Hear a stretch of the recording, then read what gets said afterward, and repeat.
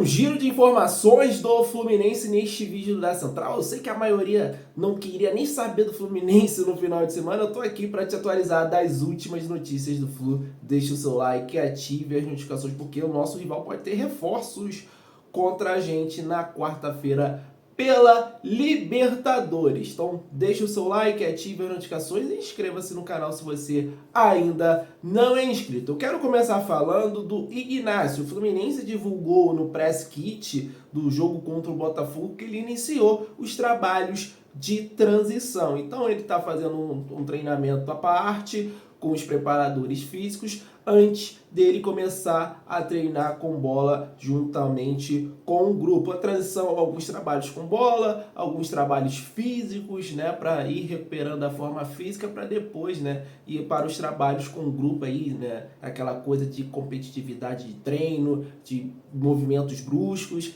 para realmente atestar que o Ignacio está 100%. Então, essa semana deve ser decisiva para isso, mas dificilmente ele terá condições de ser relacionado contra o Atlético Mineiro. O zagueiro Ignacio, que fez 2 bons jogos antes de se lesionar no joelho direito, tá certo? Então fica essa informação. O Ignacio já está começando esse trabalho de transição e já deve ser novidade aí na lista de relacionados nos próximos jogos do Fluminense, mas para esse contra o Atlético Mineiro dificilmente ele será relacionado. Outra informação que eu quero trazer aqui para você, torcedor tricolor: o Fluminense divulgou que o Nonato realizou nesse domingo uma cirurgia no nariz por conta de uma fratura sofrida durante o jogo de ontem no Maracanã. O atleta teve alta no final da tarde, então força para o Nonato, entrou no segundo tempo, teve esse choque, acabou saindo de ambulância, mas está tudo bem com ele, fez essa cirurgia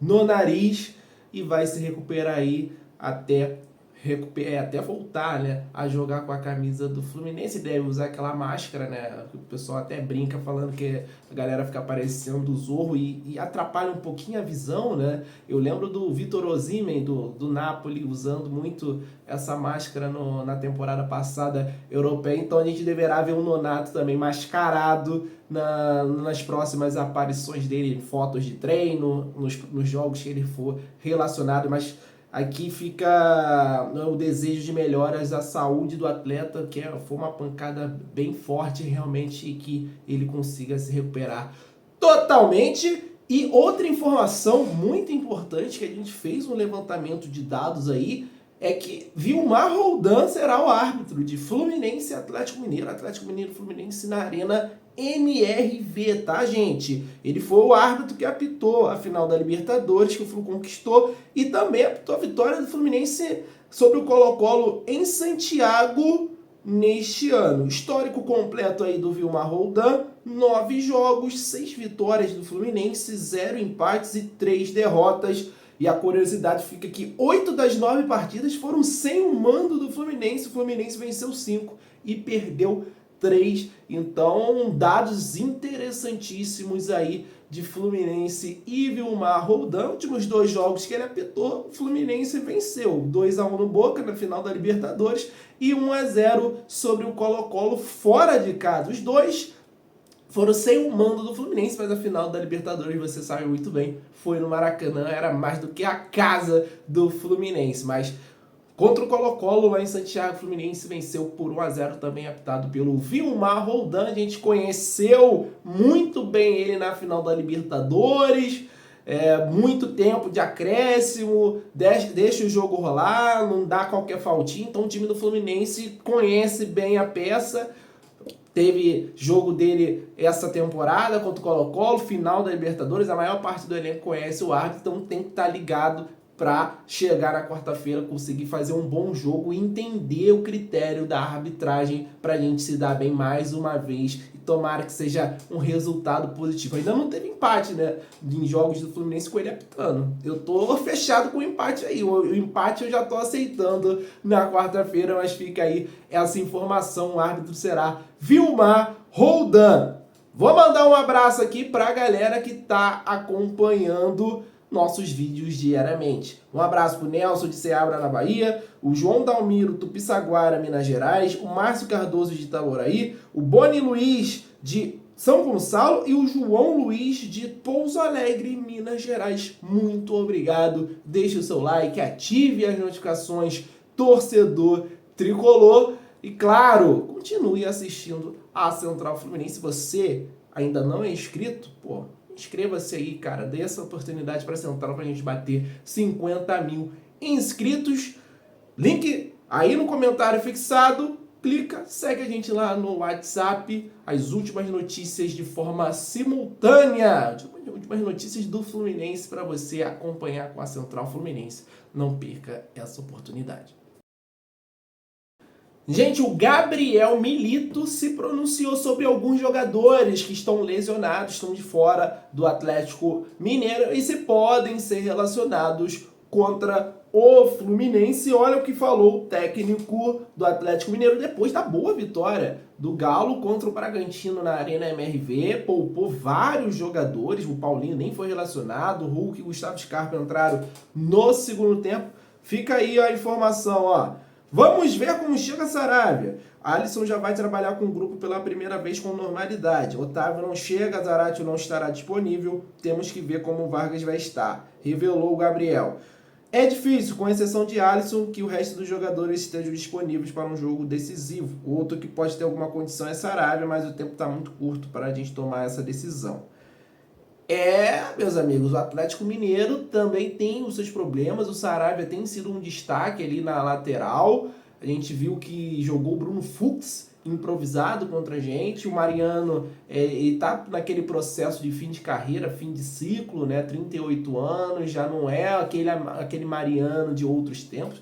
Aquele Mariano do Fluminense foi um dos melhores laterais direitos que eu vi com a camisa do clube, se não for o melhor. Né? Ele, o Gabriel também, acho que são os dois melhores laterais direitos que eu vi com a camisa do Fluminense. E o Atlético tem esses problemas ofensivos, né? O Alisson é um atacante de lado, o Vargas é um atacante de frente também, aí tem o Saravia, que é o lateral direito titular. Então são alguns problemas que o Gabriel Milito tem. O Daverson desencantou nesse jogo contra o Bragantino, perdeu um pênalti, mas depois fez um gol também. O Atlético deu um ótimo sinal, uma ótima resposta à sua torcida antes desse jogo contra o Fluminense. Tudo bem que o Bragantino também vem numa espiral bem ruim no Campeonato Brasileiro, mas é sempre a gente ficar de olho porque vai ser um jogo complicado, vai ter pressão do Atlético Mineiro, mas eu ainda confio no Fluminense, né? A gente está chateado, a gente está triste pelo resultado do último jogo, mas o Fluminense fez um jogo muito competitivo contra o Botafogo. Se não fosse o lance ali do Felipe Melo, talvez seria um empate e a gente estaria com uma outra ótica do que aconteceu no jogo. A gente teve chances, o Botafogo teve chances, mas foi uma partida competitiva do Fluminense e isso tem que ser levada em consideração. Mas fica aí essas informações do Atlético Mineiro. E a última pauta que eu quero trazer nesse vídeo é que o Departamento de Matemática da Universidade Federal de Minas Gerais trouxe atualizações dos dados aí do risco de rebaixamento dos clubes, né? É o que interessa para o Fluminense, infelizmente,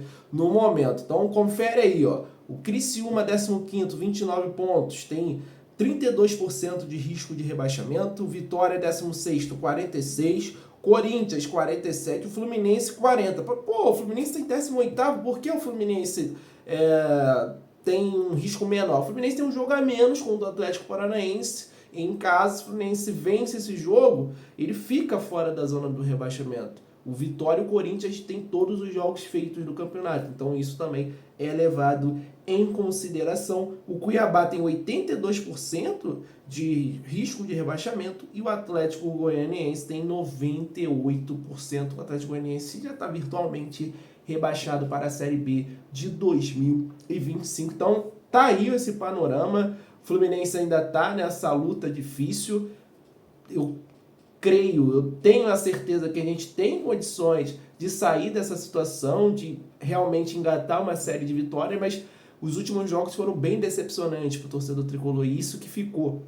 Aquele jogo contra o Juventude, tá o resultado controlado, toma 2 gols, aí toma esse gol no final contra o Botafogo, o anímico, né, do time, da torcida dá aquela caída. Então é fundamental a gente conseguir passar na Libertadores para aumentar a autoestima do time, até para dar esse gás. Eu sou contra quem pensa que não, tem que sair da Libertadores para focar no Brasileiro. Eu sou contra isso. Eu acho que a classificação da Libertadores vai dar um up, vai dar um ânimo para esse time conquistar os resultados na sequência do Campeonato Brasileiro. Claro, passando até a semifinal, de conseguir resolver essa questão e estar mais tranquilo quando for enfrentar o River Plate ou o Colo-Colo. Essas eram as informações. Deixe seu like, se inscreva-se no canal. Muito obrigado por assistir até aqui. Um abraço aos nossos tricolores. Até a próxima.